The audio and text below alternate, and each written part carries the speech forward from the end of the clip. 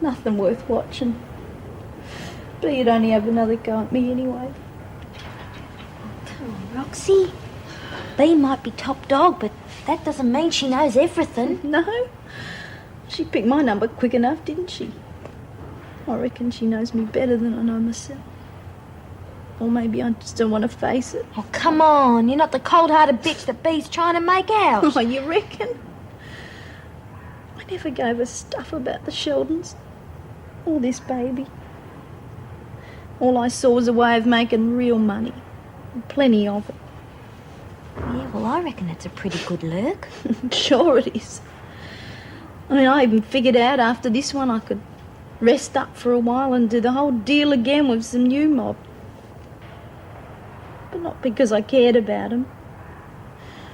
All I cared about was making money, just like Bea said. Yeah, but the baby'll have a good home. Yeah. But supposing he finds out? Supposing he gets all screwed up because he can't understand why his mum just sold him? And what about me, Max? I mean, I'm worrying already. Am I going to spend the rest of my life wondering what's happened to him?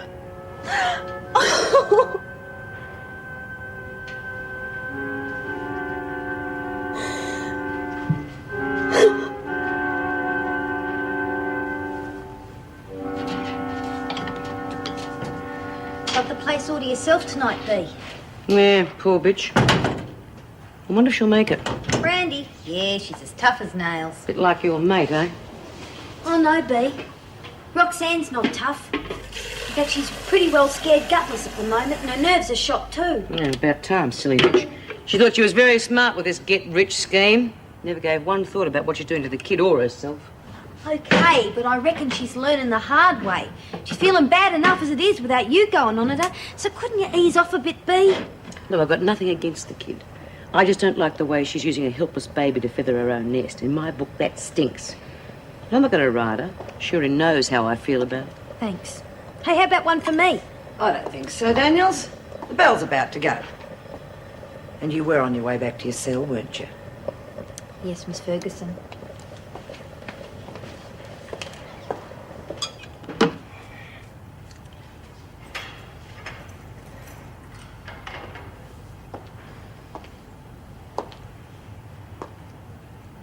Suppose it makes a change for you to be sleeping alone, Mason, doesn't it?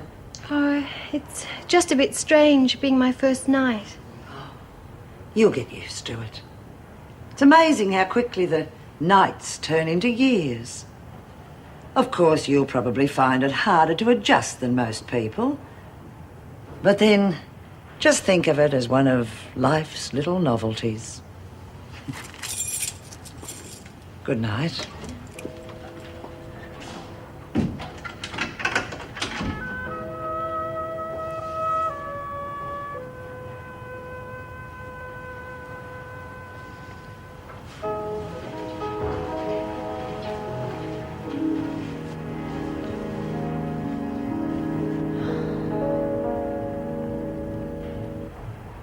So there I was, trapped.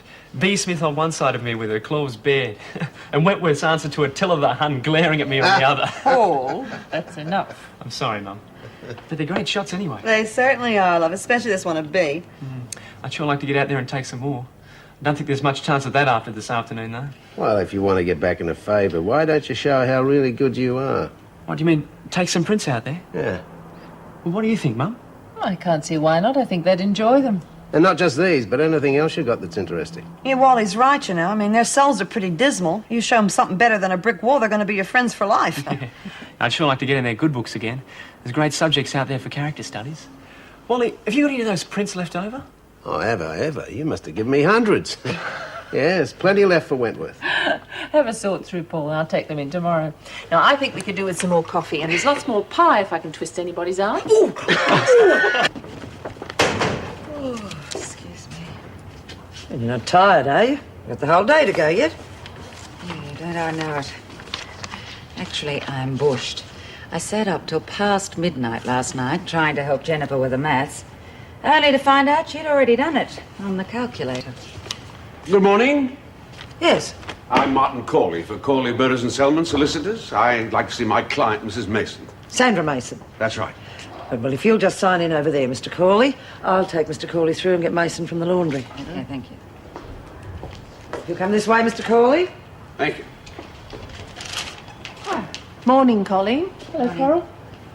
Give these to the women with their mail, would you? They're from Paul. Should be a note in there somewhere. A peace offering from yesterday? Yes.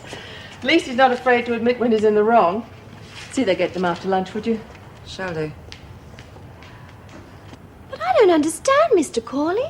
Jimmy told me that he refused to press any charges. And so he has, Mrs. Mason, as has one of your other husbands. But that still leaves the bigamy charges and 2 other charges of fraud. I'm afraid the trial must proceed as scheduled. Oh, well, at least you can tell me what you're going to do to get me off. Get you off? Oh, well, of course. I can't stay here. It's a terrible place. You've got no idea. A girl tried to kill herself yesterday, and everything around here looks so depressing. Why anyone would want to be a criminal is beyond me. Mrs. Mason, you must try to understand that I will do my very best to represent you. But there's no way I can get you released. I'm afraid you have no chance of acquittal.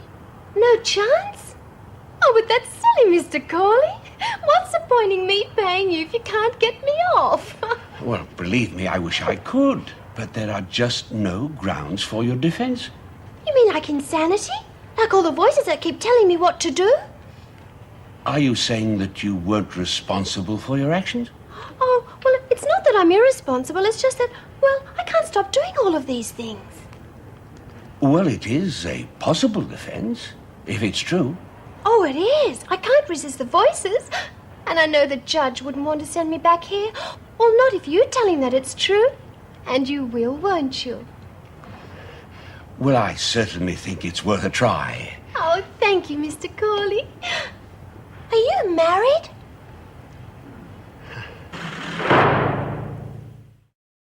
Yes, but how was she different? Oh, sometimes she was quite prim and proper, spinsterish. You look a real old maid. Bloody wowzer. Yeah, she wasn't like that all the time, though. No, sometimes she was just plain brandy cow, then she was a real mole. A mole?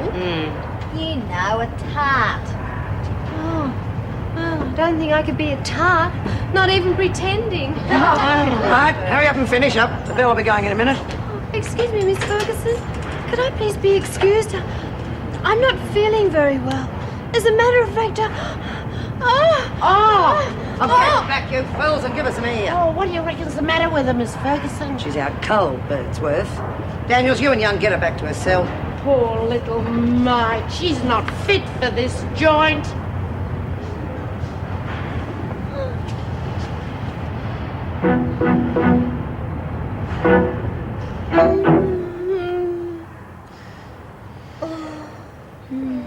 Such a pity.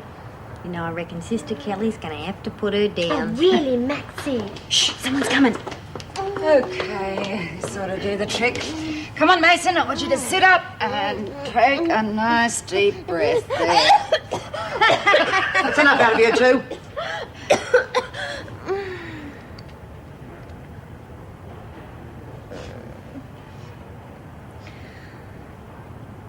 Why, my ear, you're not the king's man. Brother. Get back to lunch. Come on, get out. You fainted, Mason, that's all.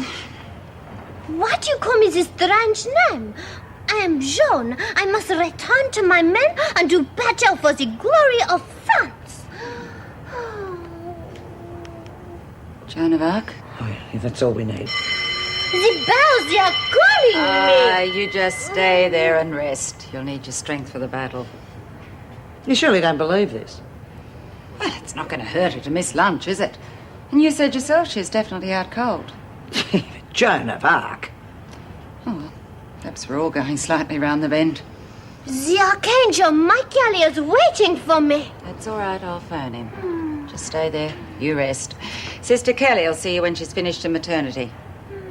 Oh, come on.